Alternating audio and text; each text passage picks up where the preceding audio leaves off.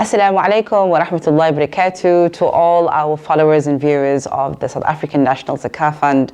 Welcome to season 2 of Let's Talk Zakah. Alhamdulillah Rabbil Alameen. I take heed, inshallah, that all of you have enjoyed episode 1 as much as I have. And today, alhamdulillah, we have going to continue this discussion with Madam Fayrouz and Madam Yasmin in studio. Alhamdulillah, we're going to greet them with Assalamu alaikum wa rahmatullahi wa barakatuh.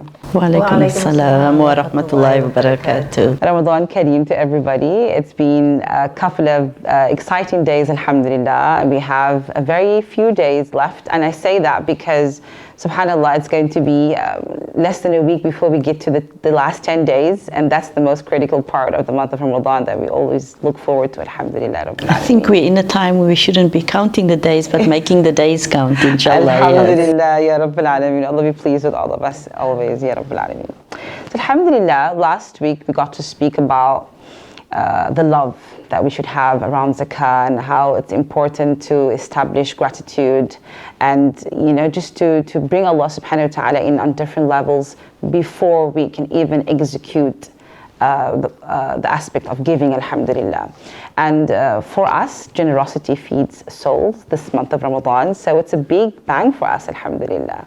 With that being said, it's important for us to engage a little bit more about how Allah subhanahu wa ta'ala has really been the sole protector of this beautiful pillar, but at the same time as individuals, Allah subhanahu wa ta'ala has just been present on every level. And I would like, inshallah, Madam Fayrouz, if you could, you know, allow me to ask you with regards to your experience within, you know, how you felt Allah subhanahu wa ta'ala being there for you in this third pillar, you know, coming into an environment where you not only working for the organization, but experiencing Allah subhanahu wa ta'ala in an Islamic organization, because there's so much organizations out there that are doing what Sanzaf is doing, but you know, since it is an Islamic-based institution, and it's all about the third pillar, but also much more. How could you, you know, engage with us in terms of how you've benefited and how Allah's, you know, has allowed you to benefit from being in this energy, in this space? Fadali. Bismillahirrahmanirrahim. Jazakallah so much for that beautiful question. I do think that it's important that you know, we share not just our experiences but also our challenges sometimes, but how we can relate it to, you know, in terms of our way of life. Yeah. Because if we look at as a professional accountant, we trained in a certain environment and in a certain space, and we somehow don't realize that we can join the two. We merge in terms of our professional career to that of being in an Islamic space as well. MashaAllah. And when I grew up and trying to figure out what I was going to do in terms of my career, being in this space was never an option. Okay. Because there weren't any Muslim females that we could use as role models and say, and what you could aspire to, because it's very seldom you find women in this kind of space. So alhamdulillah, both Yasmina as CEO and myself as national chair, and I hope we can play that role to other younger Muslim women to realize that even though you may have a successful career in the Western world, you may also have a successful career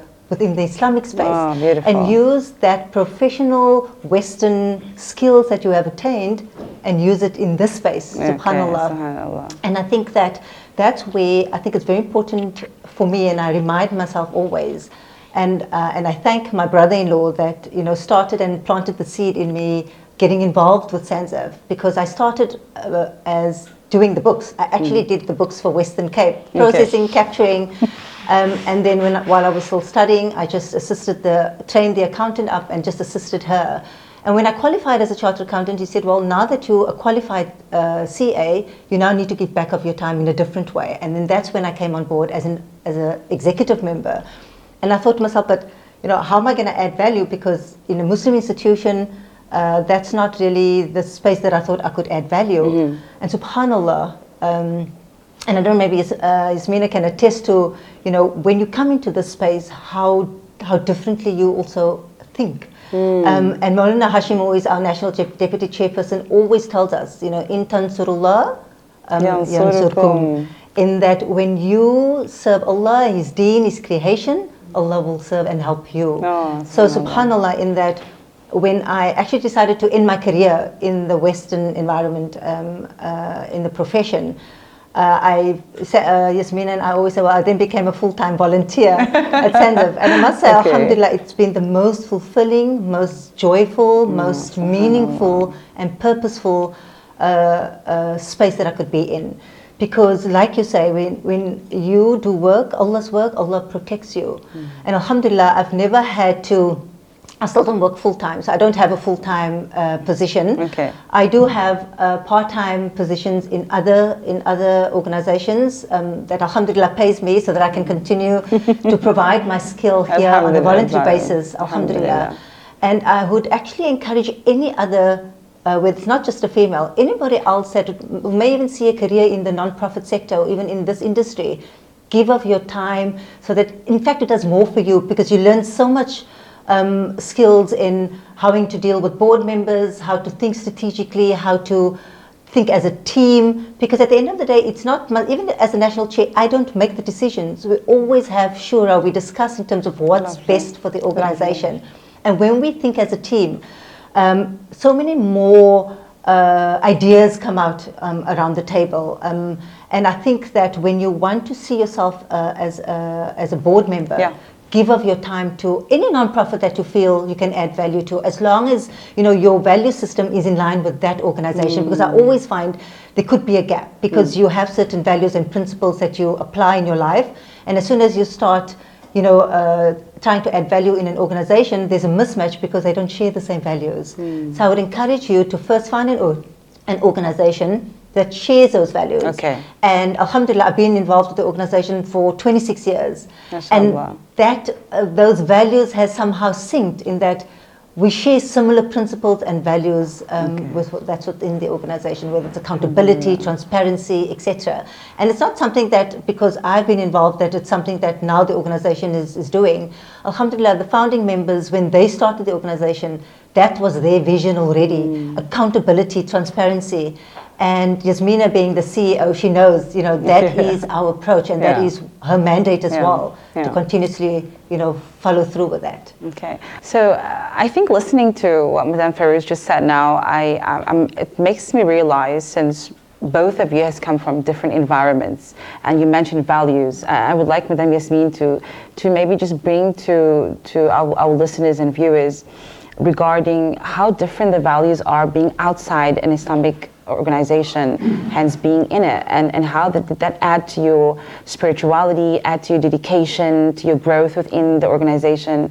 Please share with us your thoughts. Absolutely. And as Ferouz was talking about that values, there's just so many things that went through my mind. Not just the question you asked, but also how we as kind of ambassadors for this third pillar of Islam, how and the values that we espouse and we reflect, also in terms of being representatives of the South African National Zakah Fund. But coming back to the point about the differences in values, if you think about working for Sanzaf, and every day somewhere in a conversation you mention Quran and Sunnah in relation to, in a corporate world, and Ferouz and I, similar backgrounds in the sense that even though she was in accounting, I was mostly in financial services, and you're driven by different, kind of guiding principles, whether it's legislation, whether it's accounting principles, and there's no talk of Quran and Sunnah. And when you come to this organization and you have that constantly guiding you, it keeps you on the path of righteousness. It constantly reminds you of that mandate and that amana that you've fulfilled. And so values is extremely important, but also as somebody who needs to encourage, motivate, and instill confidence in the team, I often speak about us being walking billboards for zakah, and that in itself being a divine model. It is guided by what Allah subhanahu wa ta'ala wants us to do, and so constantly we have to remind ourselves that not just when we walk into the doors of the organization do we have to be mindful of our duties and our rights and our responsibility, but it's an everyday thing. You cannot switch off at the time when you leave and you go home and suddenly become somebody else, it becomes part of who you are, and you carry that forward. And inevitably, because you have a public role as well, people see you in different settings, and you need to be consistent, because that's what you represent. You represent an organization that stands for something. And the manifestation of that has to come through every single person in the organization. So as much as it is about being guided by Quran and Sunnah, it's that consciousness that what is it that I represent. And so in my behavior in the organization and outside of the organization, do I become that voice for the organization only, or am I becoming a voice for a broader concept of zakah? And it's beautiful sometimes when you sit in a circle of friends or at a family gathering and somebody says to you, oh, I wanted to ask you the question about zakah. And sometimes it does change the whole conversation and the atmosphere of the gathering. But to some extent, there's that acknowledgement that you are now associated with that. You as a personal brand is now associated with something as beautiful as the third pillar of Islam. So beautiful, mashallah. Just like bouncing off from both of you, it makes me realize how the outside people would view, the organization, and just breaking it down into the individuality. I'm sure it must have not been an easy journey. I mean, to be working for other corporate environments out there, and then just taking on a space where it's Islamically driven. Perhaps, Madam Fairuz, you could share and tell us, because if I'm looking at my niece or my nephew, they're young, they're watching this episode, for them, then you need to instill hope.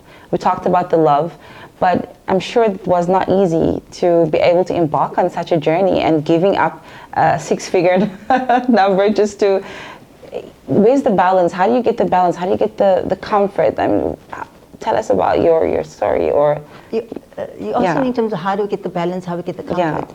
And you started off when we started off the segment, you said, when you do Allah's work, Allah protects you and He provides for you. And subhanallah, when I look at the work that alhamdulillah I'm privileged to do as the national chair, and I can do it on a voluntary basis, alhamdulillah, having that yaqeen that doing Allah's work, Allah will protect me, He will provide that sustenance, and He may not give it to me in a financial perspective. It may be good health, it may be some protection of a calamity, or He may even increase my husband's rizq to ensure that I can continue to do this work, alhamdulillah, and the sustenance comes through Him. But I think what I'd like to add in that is that, as individuals, we need to somehow, continuously try and give back to society as professionals. So no matter what career they decide to pursue, alhamdulillah, when they get involved in community work, when they get involved in serving humanity, it's a different kind of feeling. It's a different kind of emotion that somehow it's very difficult to explain, because I do it because I love doing it. I love the fact what it gives to me as a person in terms of what it, like you said in the very beginning, generosity feeds your soul, and that's what it does. Absolutely, it nourishes your soul. It provides that humility and that gratitude when you deal with challenges that other people face, and you say, alhamdulillah, I don't have to deal with those kind of challenges. But it humbles you because it reminds you constantly to be grateful for what you have. And it gives you some purpose in life, because when you give back to humanity with no expectation of getting anything back, it gives you that satisfaction that, alhamdulillah, because Allah can choose anybody to be in this space. Absolutely. He can choose somebody else to be the CEO and somebody else to be the chairperson. Absolutely. So we need to be grateful for the fact that we're in these positions, that Allah subhanahu wa ta'ala has given us the privilege. And I always make dua that He continues to use us, whether He use me as a national chair, because my term comes to an end very soon, alhamdulillah. Inshallah. And my mom tends to think that as soon as I'm not being chair, I'm going to have more free time. And I keep on telling her, what I do isn't necessarily because I have to do it. I do it because I love doing it, which means I may not be the national chair, but I'm still going to do the projects that I love doing. I'm still going to continue to do what I do, because I'm not doing it because I'm the national chair. And I always tell Yasmina, if you need my help in any way, whether it's a national chair role that I need to do, or whether I need to sit up and balance a set of accounts. That's what we do. We don't, always throw titles in each other's face. We're there to support each other. And alhamdulillah, because of that, the organization can succeed. So alhamdulillah. So you spoke about the challenges very quickly. So coming from a very corporate environment and moving into the space of non-profit wasn't easy, because when we're in corporate, there's certain structures and skilled individuals in place that they do what they need to do because they're trained to do it.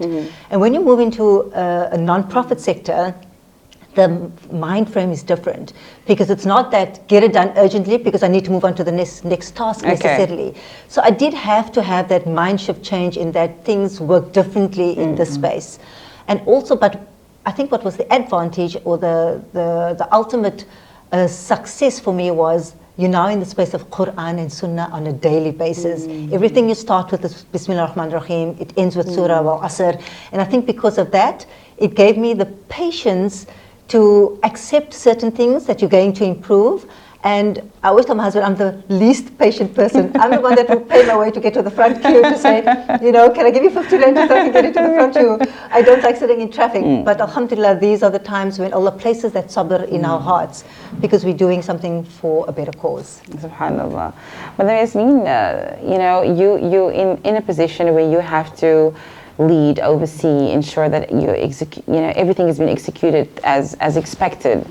What kind of advice can you give our youth, especially watching this segment, knowing that you've come from a space where it was non-Islamic and now you're in an Islamic environment, but also maintaining that you can let go of certain qualities that you had and you are ready just to do it the right way and allow yourself to grow with that lessons that you learn.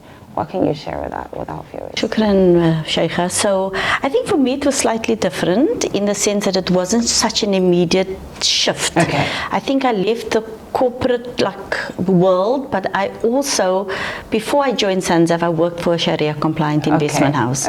So there was slightly like a stepping between a fairly conventional type organization, company that I worked for, and then working for an Islamic company. And so there was a little bit of a stepping. It wasn't such a kind of sudden complete change. And so I was slightly prepared, where I went to work with Hudu to a place where I'm here, and Quran and Sunnah is a big part, is the most important part of what we do. So there's a slight difference, but nonetheless the challenges are there. Fairuz touched on something which is very important, and that is the skills and the resources that we have. So often when you work for an NGO and you can go and Google this and ask what are the greatest challenges that an NGO has, and it's always about resources. And resources in the sense of you cannot afford to employ like best of breed, because they come at a price. It doesn't mean that the people we have is not the best of breed. It's a different kind of breed in the sense that none of them see this as a job. It's a passion, right? So we don't have 9 to 5. And alhamdulillah, it helps when you have a family structure that's supportive of that.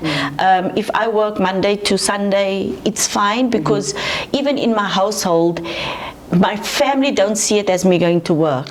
They're seeing it me as an act of ibadah. I'm fulfilling a third pillar. So I never get a stay from my husband or something that says, it's a Saturday, it's a Sunday afternoon. But alhamdulillah, that is the commitment. And I suppose it's when he sees the passion that I have for what I do, I get excited to, kind of do certain things, and even super excited when it goes really well, because those are the real life challenges. In the position where I'm at, any challenge we face, it gets escalated, and the bigger the challenge, the higher it gets escalated. So you can imagine by the time I know about something, it's really a challenge.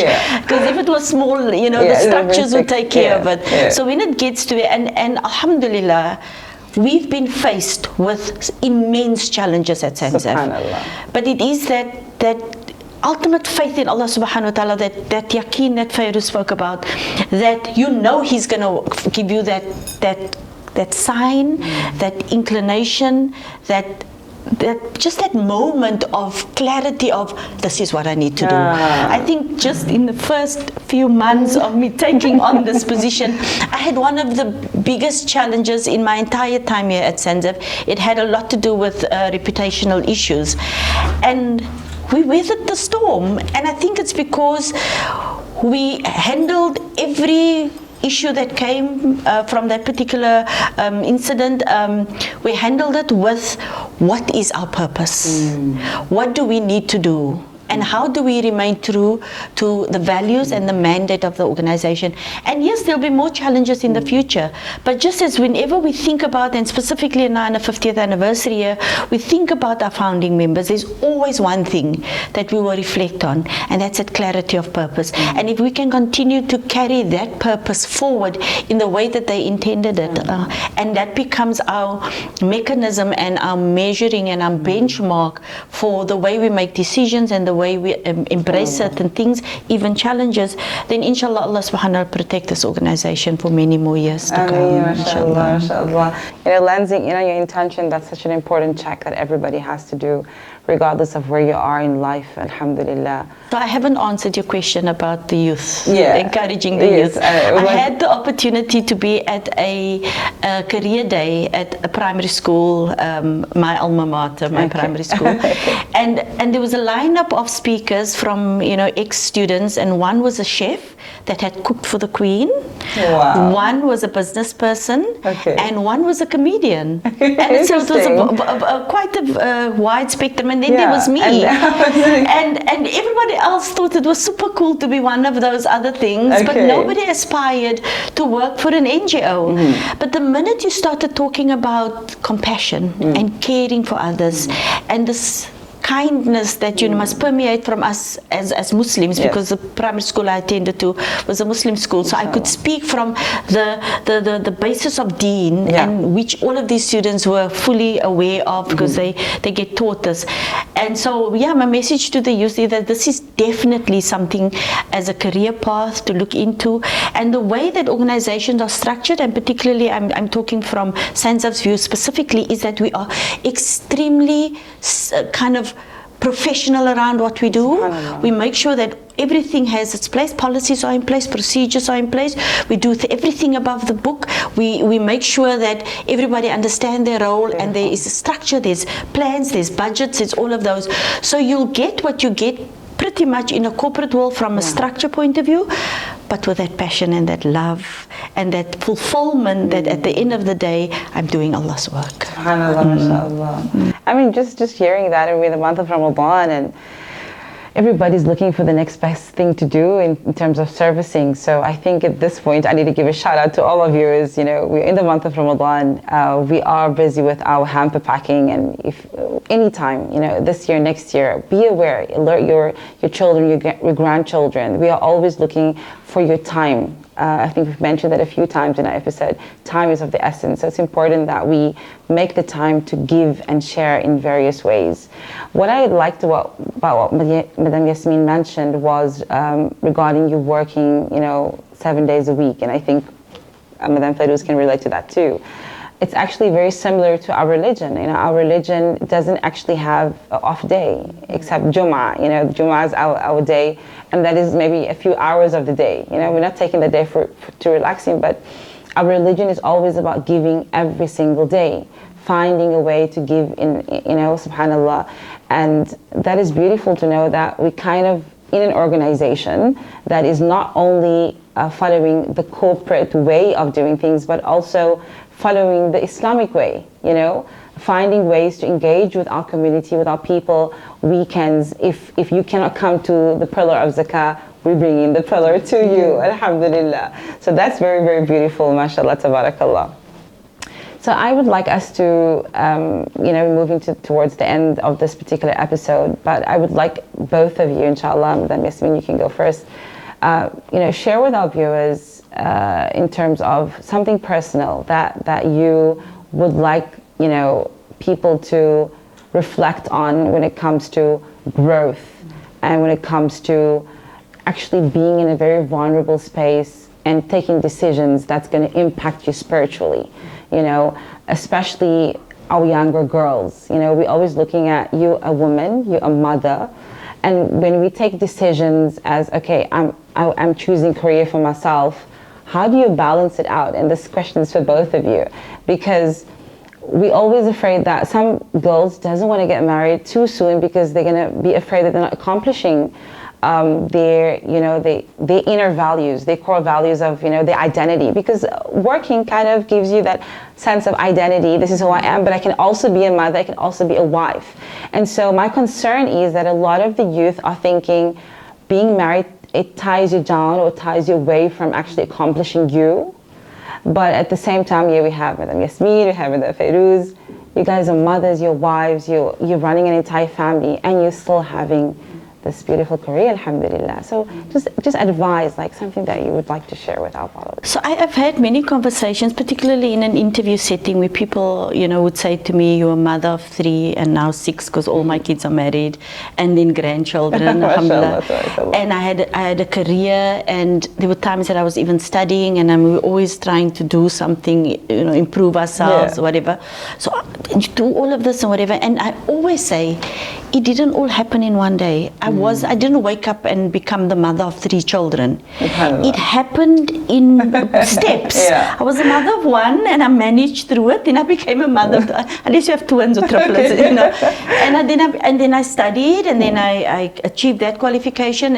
And so life doesn't all just fall on you in one, wand, And so those who think that all of what you see is too overwhelming, understand that it didn't all happen in one day. I did not become the CEO with all of my responsibilities, both professionally and personally, all in one day. You navigate through this. And if you keep pushing yourself and trying to say to yourself, what else, how can I become better at what I do? What else do I have capacity for? What are my own dreams? How do I pull these things together? But ultimately, those who think I can't do the one and not do the other, and what about this and what about that? My message to women is, and specifically the young ones, keep the nafs in check. Oh, beautiful. Don't think about, my pride and somebody else, and I can't do this because whatever, and look at what that person has and I don't have. Keep the nafs in check, because that derails you. If you're worried about what I'm going to look and sound, and what if I do this and they're going to think that of me, that's problematic. It will constantly keep you busy with things that is not going to move you forward. So I think stay connected, stay grounded, stay humble, do what you need to do, but earn your place, so do the hard work so that when you are around the table, you're justified to be there, inshallah. But definitely keep the nafs in check, and stay rooted in Quran and Sunnah. MashaAllah, very beautiful, Madam Yasmin. Madam Ferouz, your thoughts? I don't know how much I can add more to Alhamdulillah, Yasmin has kind of said it all, except that, when she mentioned in terms of the studying and being a mom, etc., because I didn't take the conventional route in that after matric you go and study and then eventually get married. My husband, I think, couldn't wait to get married, so I got married while I was doing an undergrad, and then I decided to change careers. So then I had my kids and I started studying in the CA route. So it was very tough, doing all of that while having kids. And women, or the younger women, always think, I first need to, finish my studies, etc. Ideally, that would be better because, the focus is different and the challenges are different. But I think what would work is if you have a support structure in place that would ensure that individuals like your partner, like your parents, like your friends, for example, are always there to support you in whatever goals you set for yourself. Even today, so even though I may be the national chair and I may have meetings, etc., I have a support structure. I have friends that I can count on and say, sorry, Zarima, can you please give Fayyad a lift home because I can't make it. I thought I would, but I wouldn't. And having that continuous support makes you feel confident in the space that you're currently in, because you're always going to feel that you're not you're going to drop the ball. You're always going to feel a bit incompetent in all the roles that you play. So I think to the younger generation, just make sure that you have a good support structure. Because it's difficult to find partners that in today's world, because women somehow have taken the space in that. I wouldn't say they're very dominant in the career space, but I think they have earn their space as well, equally in having a career. Okay. And we always speak about, and that's why we have, you know, especially we have focused Zakah seminars for women, because they've earned their right in the wealth that they have. So they also need to ensure the responsibility with the wealth that they have in terms of how they need to discharge of their Zakah. So just make sure that they have that support structure in place, you know, whether it's through family, whether it's through friends, etc. Because I think when you have that intact, then you can focus on the things in your personal life that you could, you know, progress and grow in. So, inshallah. Inshallah. Shukran so much, ladies. I enjoyed the conversation today. I would like to say Jazakumullah kull khair for your time and your effort and your dedication. And beautifully said, you know, find yourself a great support and keep your nafs in check. And inshallah, I hope that our youth can bounce off from that, inshallah, and allow their careers to grow within that space, and doing that while being proud to being a wife and a mother soon, inshallah, and uplift our ummah bi'idhnillahi ta'ala. Jazakumullah kull khair. Pleasure. Ladies and gentlemen, to everybody that is watching and listening, I would like to say Jazakumullah kull khair for liking and sharing this segment. I do hope, inshallah, that you stay tuned and stay engaged to what we here at Sons of are doing, especially that we are celebrating 50 years of sharing and serving humanity. So inshallah, I would like to remind all of us that we are in the month of Ramadan, and we have to make the most of the month of Ramadan. Why? Because in it there is a night that Allah subhanahu wa ta'ala says it is greater than 1,000 months. So let's make that one night count, and it's to be found in the last 10 days of the month of Ramadan. From our home here at Sanzaf, with lots of love, I leave you with universal greetings of peace, love and hope. I'm your hostess Bashira Hendricks Khamildin. Assalamu alaikum wa rahmatullahi wa barakatuh.